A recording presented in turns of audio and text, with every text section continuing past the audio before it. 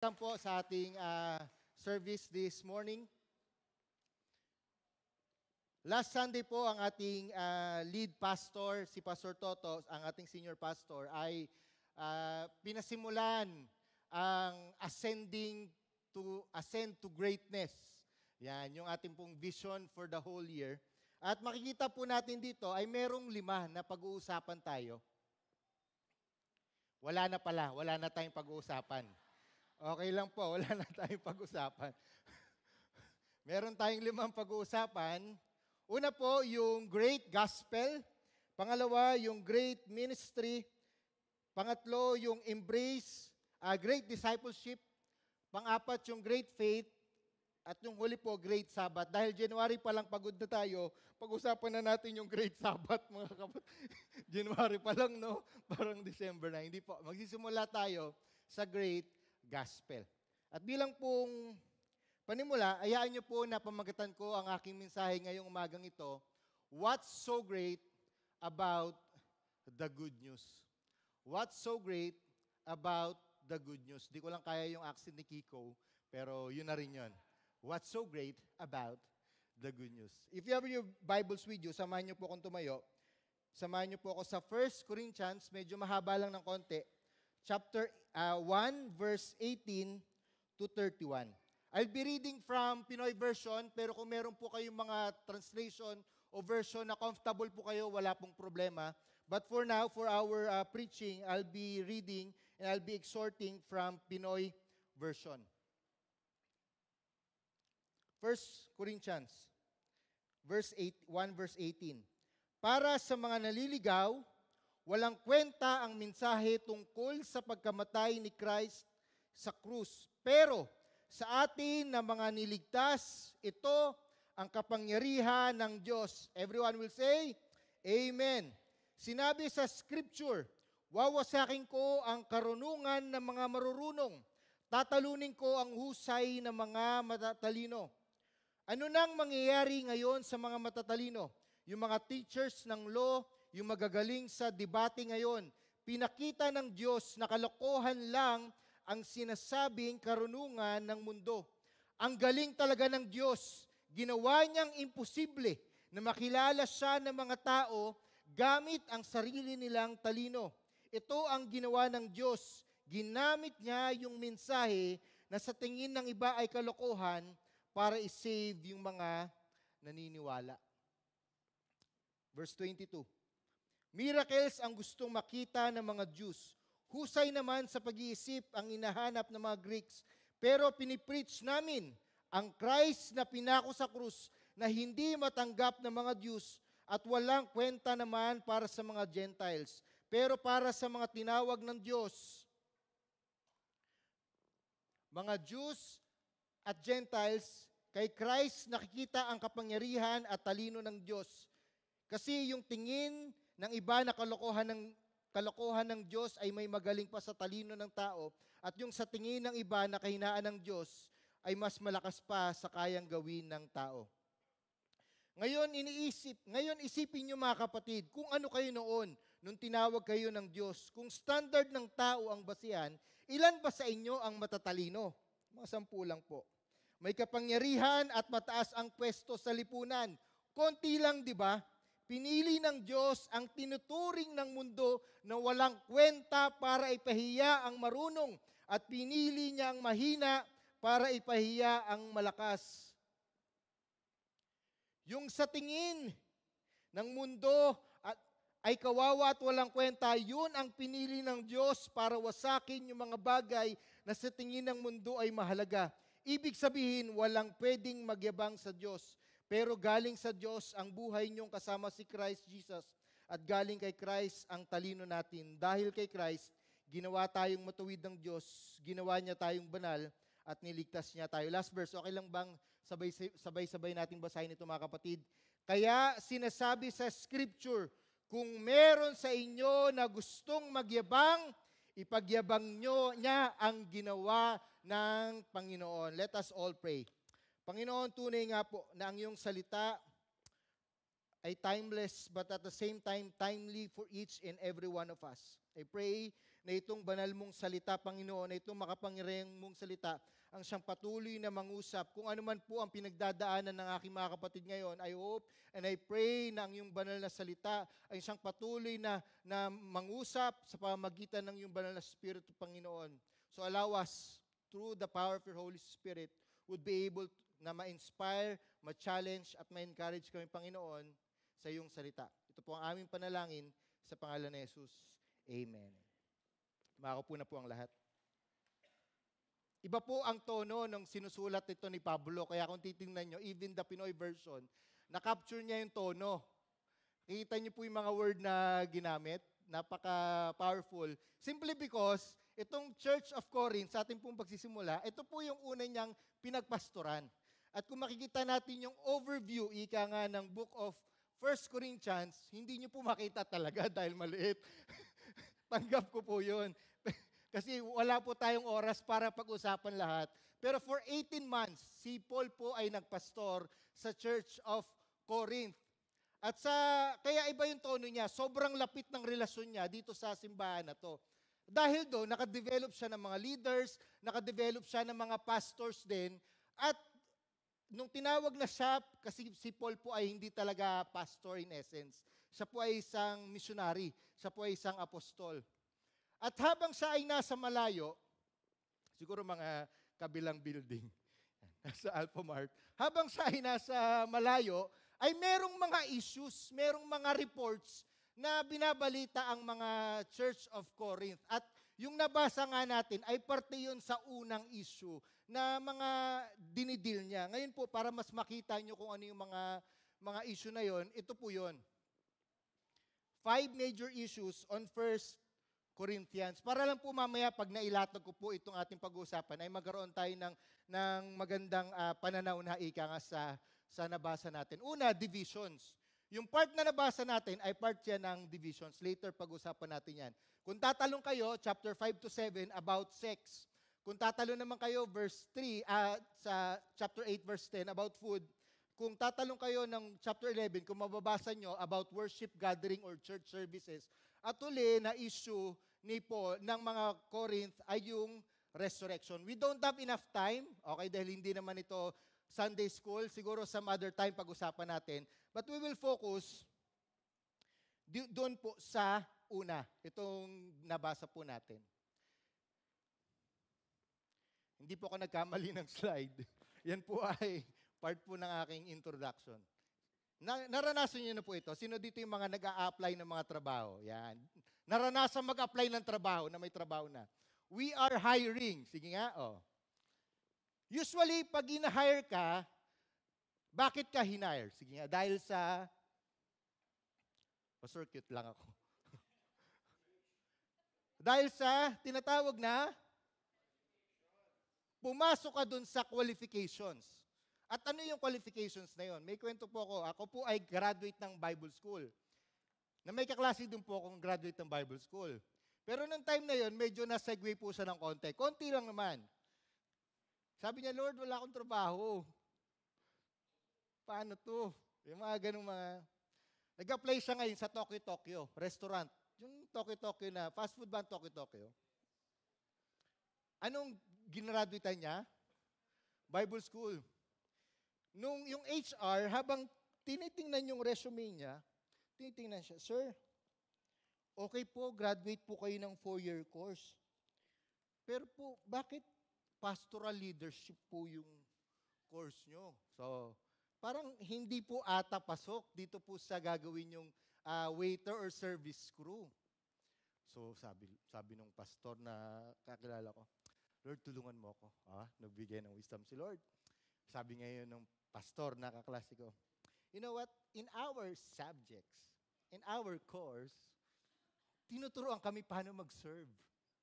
Dito sa Tokyo, gagawin ko yan. I want to serve people. Whatever service they need, I will do it. Talagang pastor na, pati ba naman sa interview, pastor na pastor. So sabi nung HR, pasok ka na! Pasok po sa loob ng isang taon, yung kaklase ko rin yung kinakwento, yung tawa ka ng tawa. Pero sa totoo lang po, hindi po yun yung realidad ng buhay. Dahil merong mga we are hiring, merong mga qualifications, fresh graduate ka pa lang, gusto 10-year experience na yung hinahanap. Di ba? At for the past few months ago, ay meron pong isang lumabas na we are hiring din at ito yung kanilang qualifications. Hindi ko na po babanggitin yung pangalan. Siguro hindi niyo naman to kilala.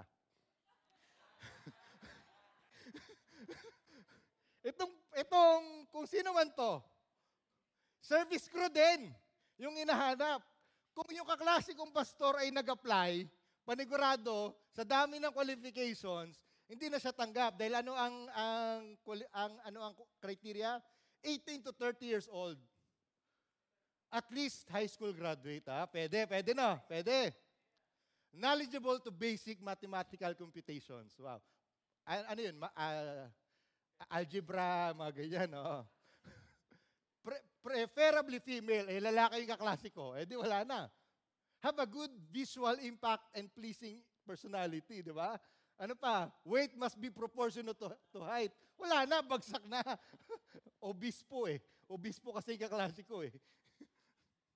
Have clear complexion, eyesight, and good set of teeth. Yung kaklase ko medyo ano ng konti. Wala na. Know how to communicate in Filipino, in English. How can I serve you? Potato corner. And definitely love dealing with all types of people. Ikaw kapatid, mag-a-apply ka pa ba? Kung ganyan ka rigorous ang...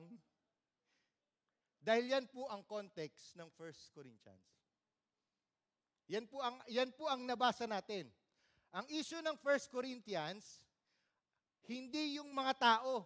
Ang issue mismo nila, hindi qualify si Jesus na maging tagapagdala ng mabuting balita. That's the context. For them, hindi pumasa sa clear complexion, eyesight, and good set of teeth si Jesus dahil ipinako sa krus. Ganun yung issue nila. Ganun yung kanilang pinagdadaanan ngayon. Kaya, itong mga Church of Corinth, nag-report na sila kay Paul. Ngayon, para po mas maintindihan natin, kailangan ko lang po ng ilang mga representative. Josh, dito ka. Christian, dito ka. Tapos, babae din. Gusto ko sana. Ikaw na lang, Be. Dito, Be. Tapos si Shane. Shane. Dito ka, Shane. Para mas maintindihan natin. Dito ka. Dito ka, dito.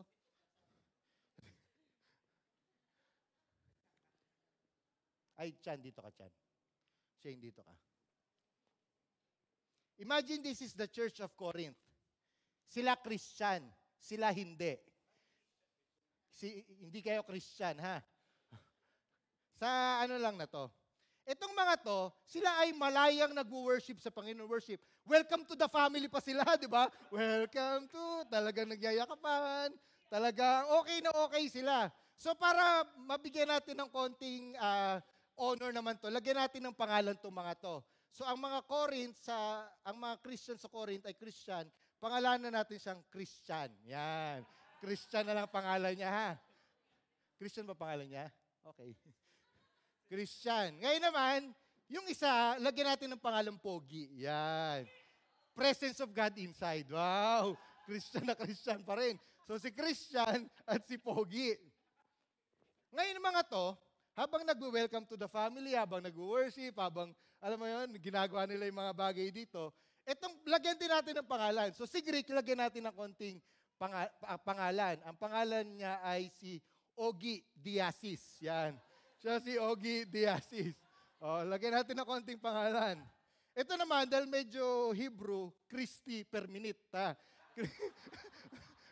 So, yan yung pangalan nila, ha? Ogi Diasis at si Christy per minute. Ngayon, habang ginagawa nila, sige yan, kunwari nag-ano kayo. Itong mga to, napaka-critical. Saan sila critical? The way they worship ba? The way they do their services kay Lord, doon ba sila critical? No.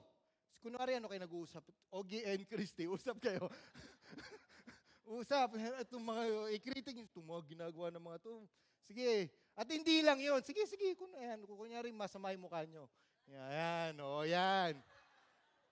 Ngayon, hindi lang yun. Hindi lang from outside. Ang ginagawa nila, pumupunta sila mismo doon sa synagogue. Punta kayo, Ogie and Christy. Pumupunta sila, nakikipagdebate kila Christian at kila Pogi. Pero dahil matatas itong si Ogie at si Christy, minsan hirap na hirap sila. Kasi marami silang kine-question about the Lordship, about yung salvation na ino-offer ni Jesus Christ. Kaya itong si Pogi, itong si Christian, nahihirapan sila dahil gumagamit sila ng mga Greek word and Hebrew words, saka mga showbiz personalities. Hindi, joke lang. Hirap na hirap sila. Kaya yung mga Corinth po ay nagpasa na Paul, nahihirapan na kami, mga mangingisda at mga pogi lang kami. Yan, hindi namin ito kaya. At yun po ang nangyayari. No? So, hindi lang sa outside, hindi lang sila nagkakalat ng masasama about the Church of Corinth, even pumapasok pa sila, pasok kayo, to, ang tawag dito, to disseminate ba yan? O to spread false reports or to spread doubts and confusion dito sa mga church, sa mga Christians sa Corinth. Palakpakan naman natin yung ating mga... Very good. Salamat po, Mr. Ogie. Mr. Pogi, salamat din. Ngayon, hindi ko sinabi kung ano yung mga yun dahil yun yung pag-uusapan natin. Una, 4 issues of the Jews and Gentiles about the good news. Ang una nilang issue ay the message. For them, the message was unreasonable. In Tagalog, wala sa katwiran yung mensahe. Bakit po? If you will look at verse 18, para sa mga naliligaw, walang kwenta ang mensahe tungkol sa pagkamatay ni Christ sa krus. Hindi nila tanggap yun na yung tagapagligtas na tatanggapin nila, yung mabuting balita na kanilang tatanggapin ay nanggaling doon sa krus. Hindi nila matanggap yun. Bakit? For them, it was foolishness. For them, it was not wise. Kasi itong mga Jews, itong mga Greek, ang gusto nila yung galing sa katulad nila Caesar Montano. Yung mga gusto nila, yung mga talagang parang emperor-like, king-like. Yung talagang kayang mag-gather ng armies, kayang mag-gather ng troops, at talagang lulusubin nila ang buong Roman Empire. Pero paano yung namatay sa krus? Para sa kanila, walang kwenta yun eh. Namatay sa krus, magiging tagapagligtas namin. Di nila maintindihan. Ano pa po? Ano pa yung pangalawang issue? Reality. Unattainable. Wala silang makuha. Hindi nila yung realidad na paano yung namatay sa krus magiging Diyos at Panginoon namin. Sa nabasa po natin, ang mga Greek po ay mga philosophers, mga matatalinos. Diyan galing sila Socrates, sila Plato, sila Platito, sila Tsotso, yan. Doon galing yung sila Barayan, yung mga yan. Doon galing yung mga yan. Kaya itong mga to, for them, yung wisdom na meron doon sa pagkamatay ni Christ, hindi nila makuha yon. Kaya for them, ano yung sinabi ko, wala silang makuha doon. At pangatlo, hindi ko na po binasa. The truth is unbelievable. Hindi makapaniwala ang katotohanan. Dahil po, bakit? Sa nabasa natin, miracles kasi ang gustong makita ng mga Jews. Husay naman sa pag-iisip ang hinahanap ng mga Greeks. Ito pa po, sa Greek word, ang ibig sabihin po nung sa mga Jews, sa ginawa ni Christ sa krus ay scandal yon. Ibig sabihin po, scandal. For the last year po, sino yung nag-trending na couple na 8 years? Si Dencio Padilla. Si Daniel Padilla. Ganun po kalaki yung trending na yon for them. Ganun po sa ka-scandal. And sa mga Greek po, dahil nga hindi makuha yung wisdom, ang tawag nila, sorry for the word, moron. That's the original translation of the word foolishness. Ano ang other word for moron? Stupid sa Tagalog, bobo. Yan po yun. Pag naniwala kay Kristo noong mga panahon na to, ikaw ay, hindi ako nagsasabi doon na, sabi nila. Okay, ganun. Kaya for them, the truth is, hindi nila makuha. And lastly po, before we end this preaching, the people, unremarkable. Di ka panipaniwala. Paano yung mga Jews na Pariseo na mga nakapagtapos ng pag-aaral, paano yung mga Greeks na nag-aral pa talaga sa paanan ng mga ang tawag dito, tanyag ng mga tao, paanong ibinigay sa mga tao na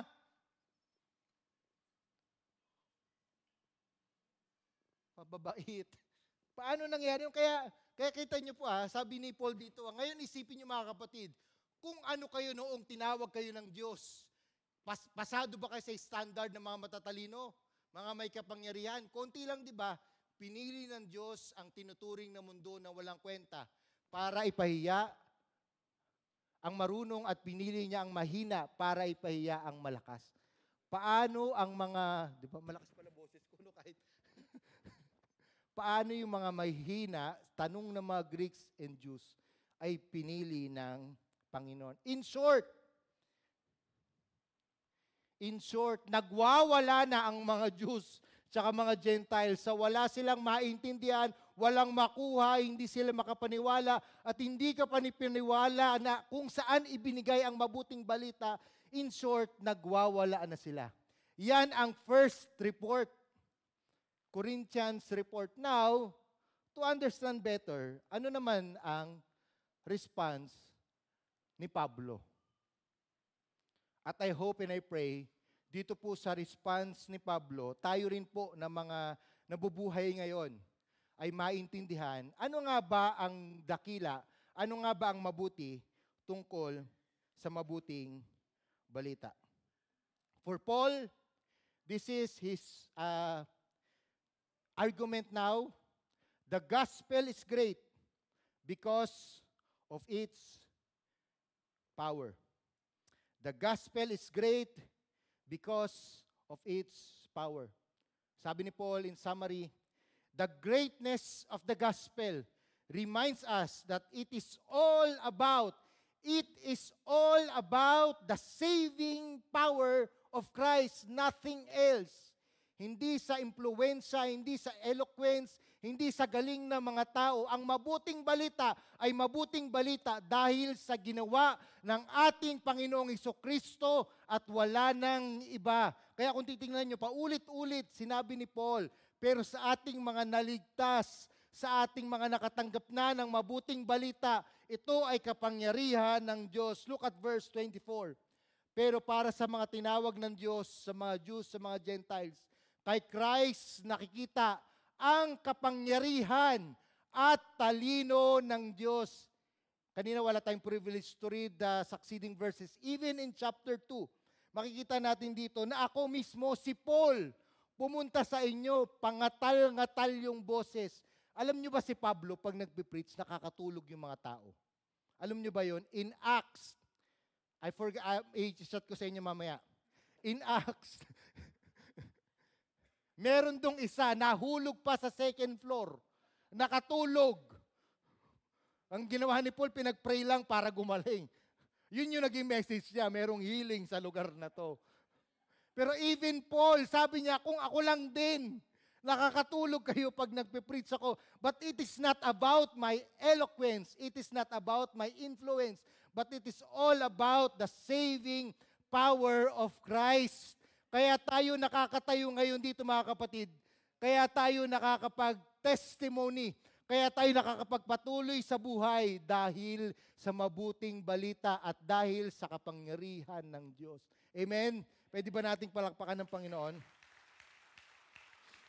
It is about the saving power of Christ, ang kakayahan ng Diyos na magligtas ng mga tao. Minsan po, ito pong pag-share Jesus, hayaan nyo na po yan sa mga pastor. Hayaan nyo na po yan sa mga extrovert. Hayaan nyo na po yan sa mayroong 30,000 words a day. Okay na po yan. Hayaan nyo na po yan sa makakapal ang mukha. Kami, okay lang kami dito kasi pag nag-share naman kami ng gospel, wala namang makikinig. Napaka-boring ng buhay namin. I'm telling you, the gospel is not about you. The gospel is not about you, my friends. Ang mabuting balita po ay dahil sa ginawa ng Panginoon 2,000 taon nang nakalipas. Kaya any one of us, regardless kung matagal ka ng Kristiyano, regardless kung kahapon ka pa lang naging Kristiyano, you can preach the gospel of Christ. You can share the good news because it is not about you. It is all about the saving power of Christ. Kaya itong si Christian, itong si Pogi, welcome to the family lang yung alam namin. Ano lang kami dito, paano namin kakausapin yung mga paano namin kakausapin si Ogie at si Christy. Kami dito, wala kaming alam, Paul. And Paul reminded them over and over again, ang mabuting balita ay dahil yan sa kapangyarihan ng Diyos. Ginawa niya sa krus, siya ay muling nabuhay, siya ay muling babalik. Yun po ang mabuting balita ng ating Panginoon. Amen? Palakpakan natin ng Diyos. Kaya hindi tayo pwedeng magyabang. Uy, ako nag-share dyan. Ako nag-share dyan. Kaya yan nakatanggap dahil sa Roman roads na sinabi ko. Dahil yan sa John, ako rin yan. Ayan, iyang naka-best na yan, ako yan. Ayan, hindi nakinig sa akin nung nakaraan. Wala mga kapatid. Andito tayo ngayon lahat, nakaupo, nag-worship sa Panginoon. Simply because sa kapangyarihan ng Diyos sa ating buhay. Amen? Last point agad no? Pangalawa po ay, una, the gospel is great because of its power. Pangalawa, the gospel is great because of its wisdom. In short, ang sinasabi ni Pablo, the greatness of the gospel strips us from the idea that it has something to do with us. Kapatid, real talk wala kang ambag sa mabuting balita. Wala. Kahit anong galing mong magsalita, kahit gaano kaganda ang pronunciation mo, kahit gaano ka kaalam sa lingwahe, kahit gaano ka kagaling mag-comprehend, wala kang ambag sa mabuting balita. Yan ang katotohanan. Yung mga Jews, yung mga Greeks, gusto nila, hindi may ambag kami. Gusto naming maintindihan. Gusto naming ma-explain from A to Z ang mabuting balita in our own terms, in our own words. This is the good news. Gusto nila yon. Pero sinasabi ni Paul, hindi. Kaya kung makikita nyo, pinakita ng Diyos na kalokohan lang ang sinasabing karunungan ng mundo. Ang galing talaga ng Diyos. Ano sabi niya? Ginawa niyang imposible na makilala siya ng mga tao gamit ang sarili nilang talino. Kaya ka nakatanggap, kaya mo sinundan, kaya mo tinanggap si Jesus, hindi dahil sa sarili mong talino.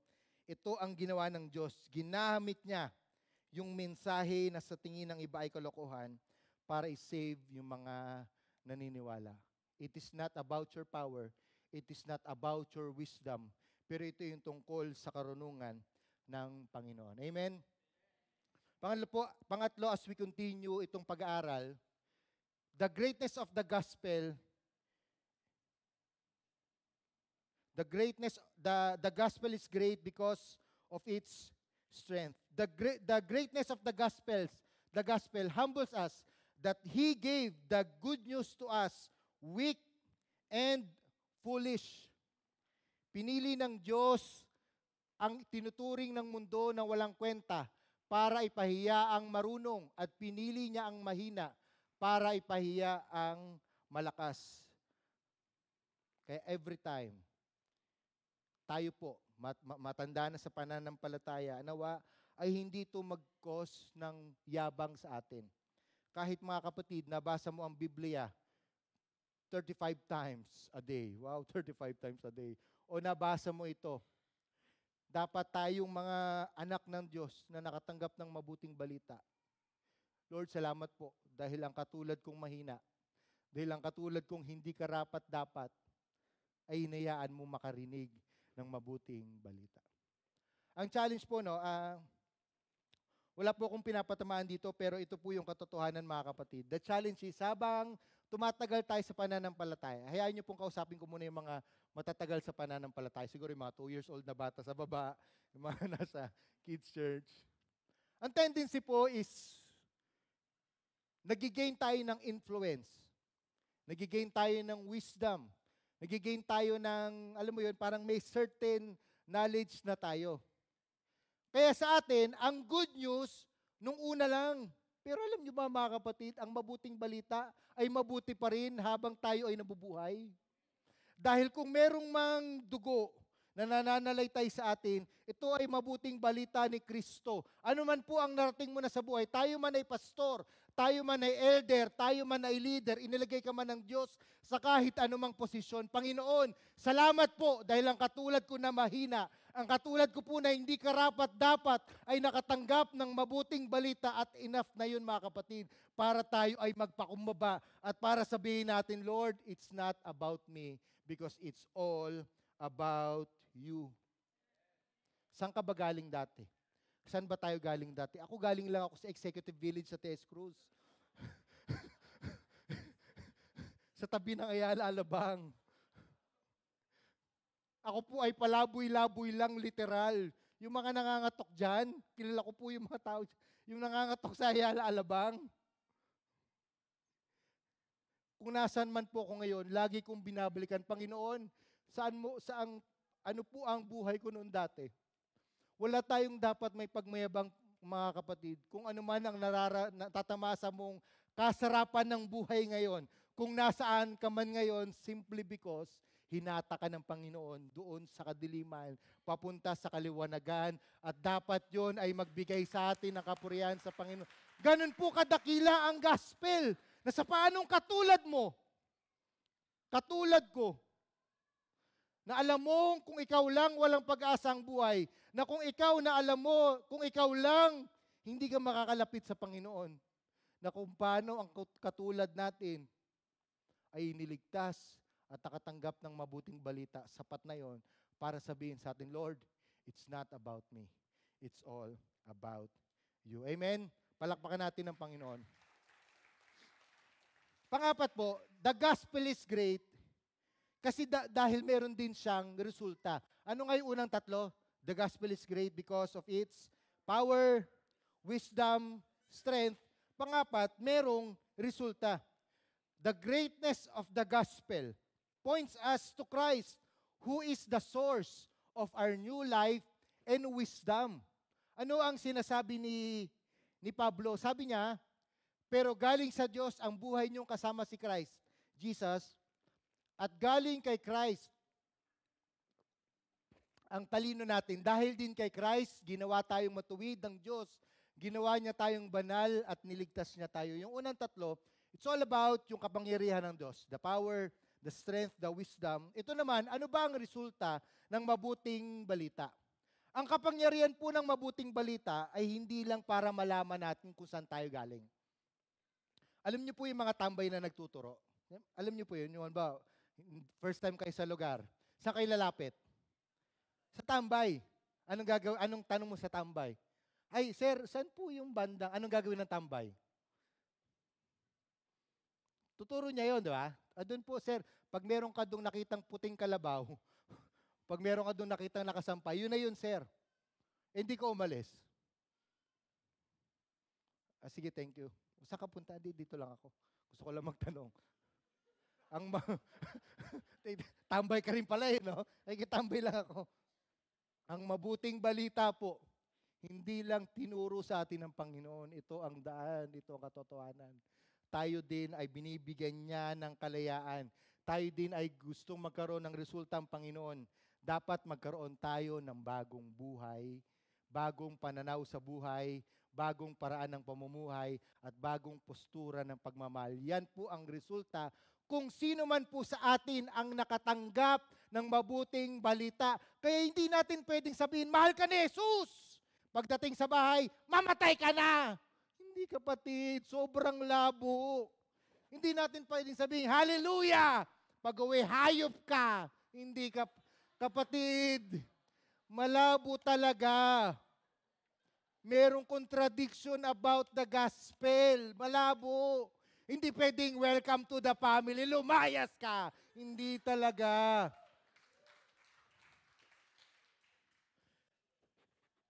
Hindi dapat contradiction yung buhay natin.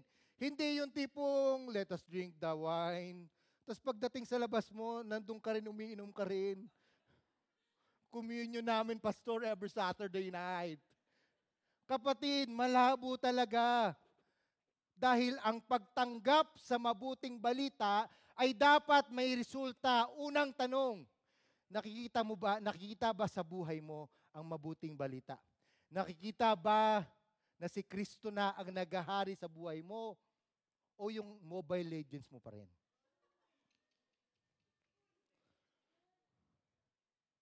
Nakikita ba sa paraan ng pamumuhay mo ang resulta ng mabuting balita sa iyo? O ikaw rin ang promotor ng kalokohan?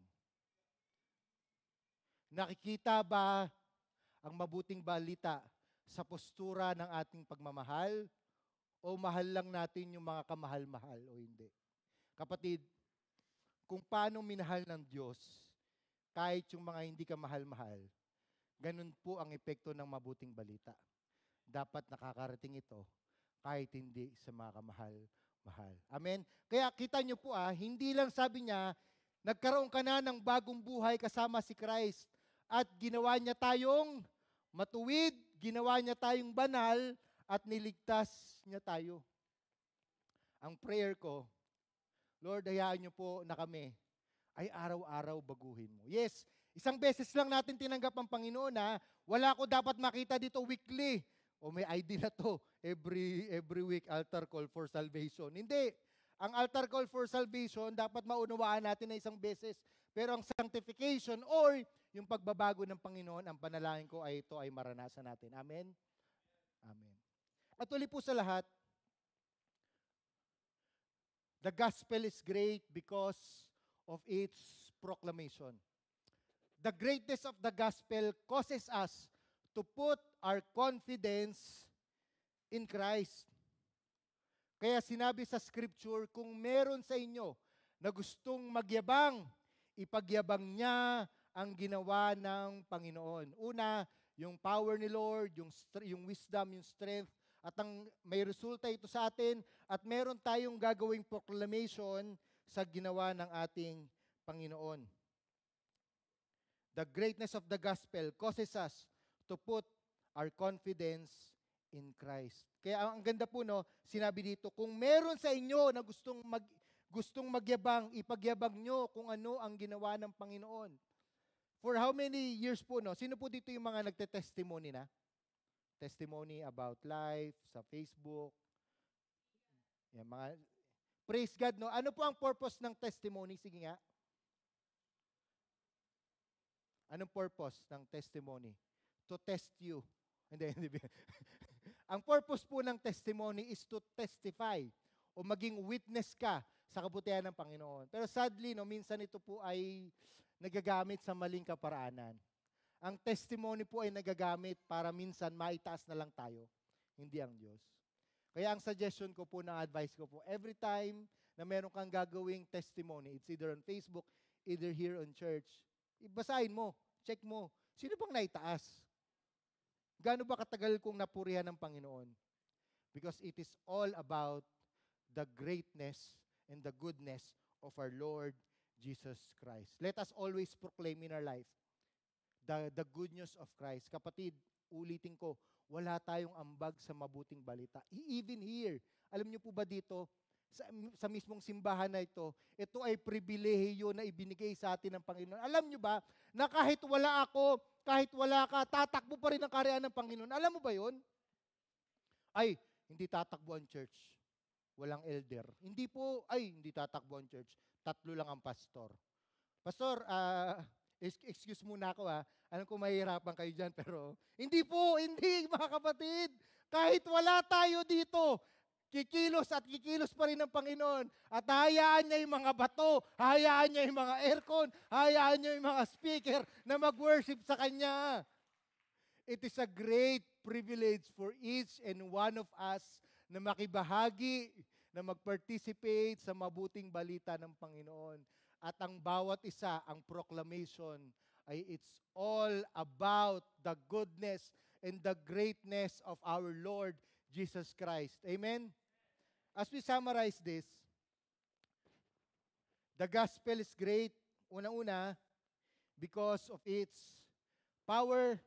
The gospel is great because of its wisdom. The gospel is great because of its strength.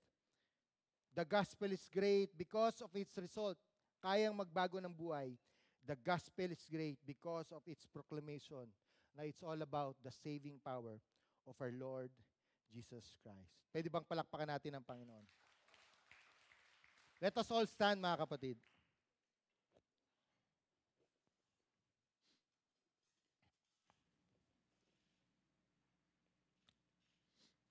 Isa sa mga biyaya na ibinigay sa atin ng Panginoon ay pwede na tayong hindi bumalik sa dati nating buhay.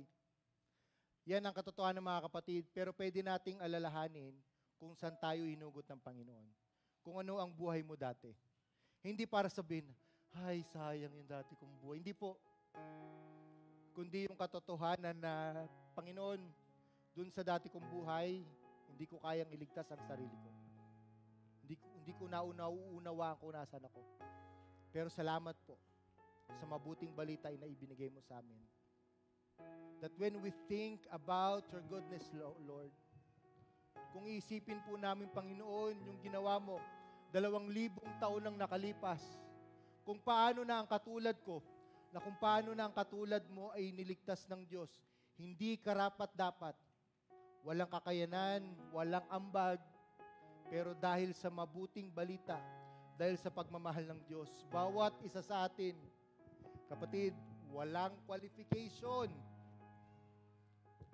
Ano lang ang dapat natin gawin? Lumapit tayo na mayroong pagpapakumbaba sa Panginoon. Sabihin natin, Lord, I surrender my life to you. Marami akong katanungan. Maraming hiwaga ang aking buhay. Minsan sinasabi ko, Lord, bakit ang mundo parang pasan-pasan ko na?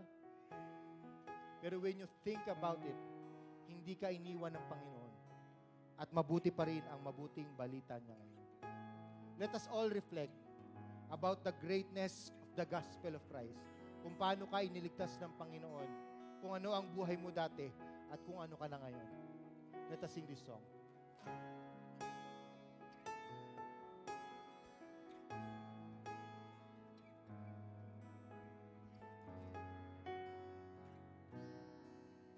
When I think about the Lord, how He saves me, how He heals me, how He filled me with the Holy Ghost, how He healed me to the uttermost.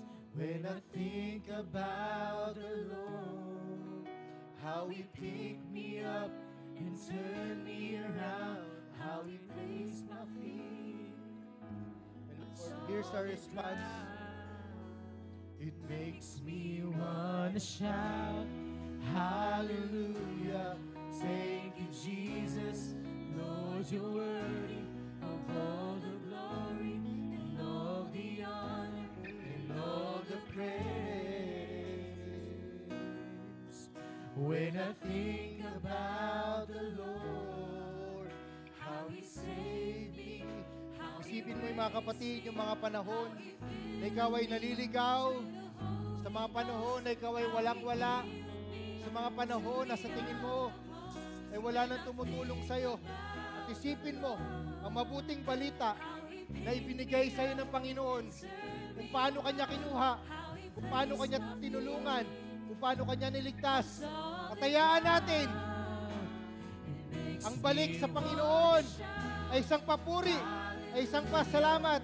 Come on, church, let us all reflect on the greatness of the good news of our Lord Jesus Christ. all the praise. It makes me want to shout, hallelujah. Panginoon, salamat po. Jesus, Salamat, O Diyos, sa mabuting balita. Salamat, Panginoon. Hallelujah. Hallelujah. it makes me want to shout, hallelujah. Thank you, Jesus. Lord, you're worthy of all the glory and all the honor and all the praise. Just your voices. It makes me want to shout, hallelujah. Thank you, Jesus. Lord, you're worthy of all the glory and all the honor and all the praise. It makes me want to shout, hallelujah.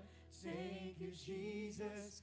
Lord, you're worthy of all the glory and all the honor and all the praise. Makes me want to shout.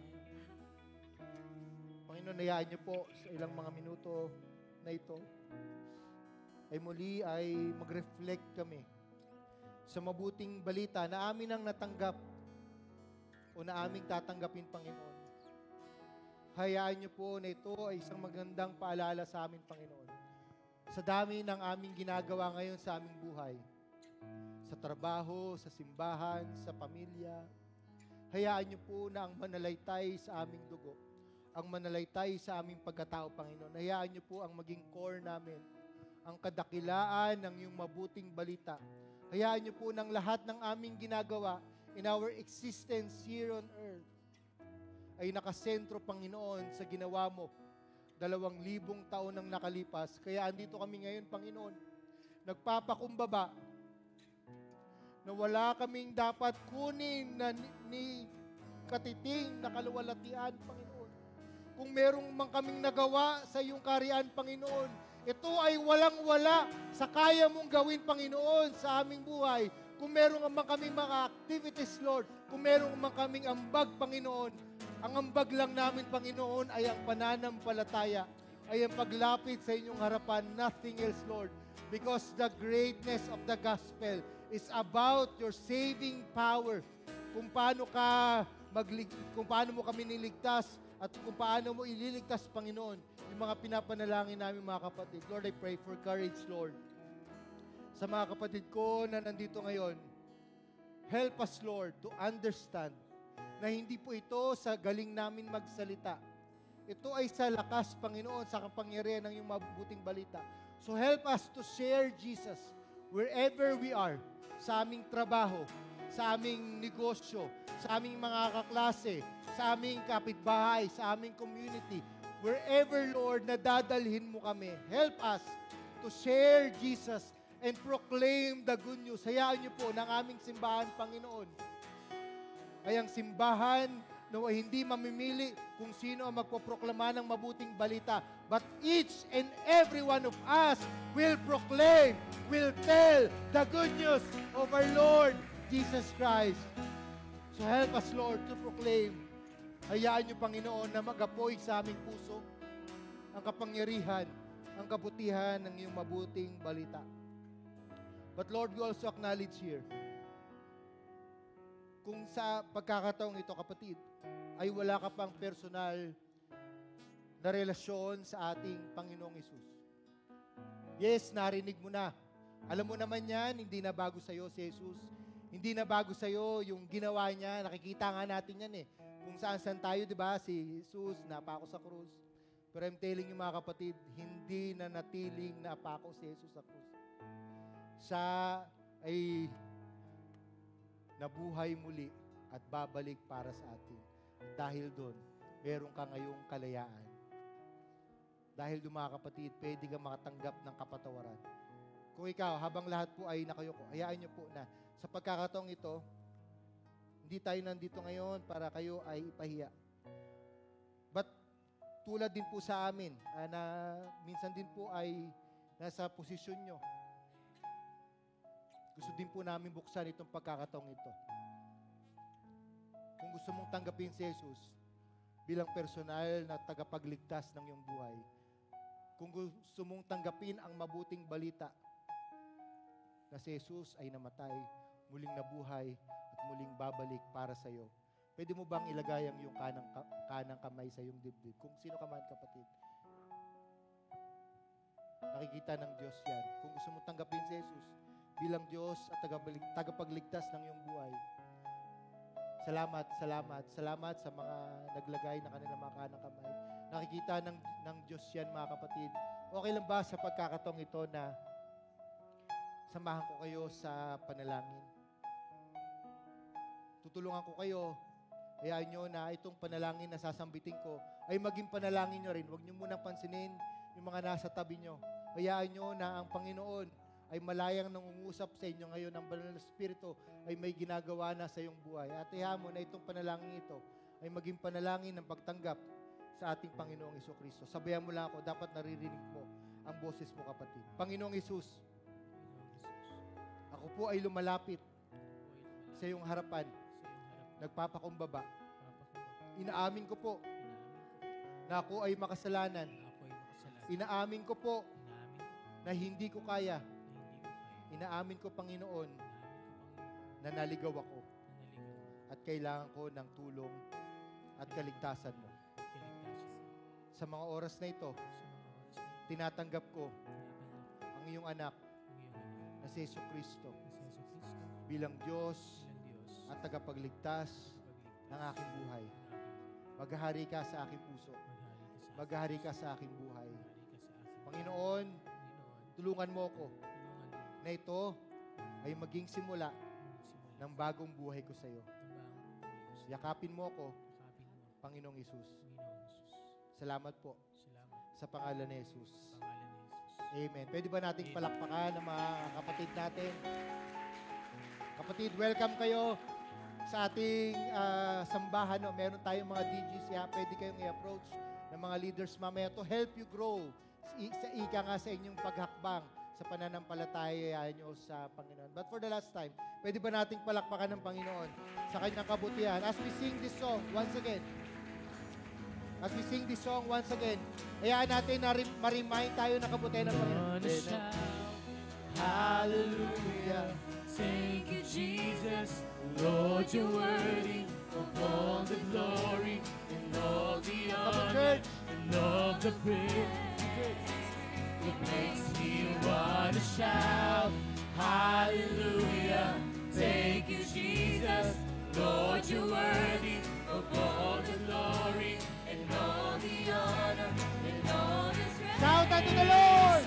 You makes me want to shout, hallelujah. Thank you, Jesus. Lord, you're worthy of all the glory, all the honor, and all the praise. It makes me want to shout, hallelujah. Thank you, Jesus. Lord, you're worthy of all the glory, and all the honor, and all the praise. It makes me want to shout. Kung ikaw ay napalalahanan ng mabuting balita ng Panginoon, pwede ba nating palakpakan? Can you give him a shout of praise? Hallelujah! Hallelujah! Hallelujah!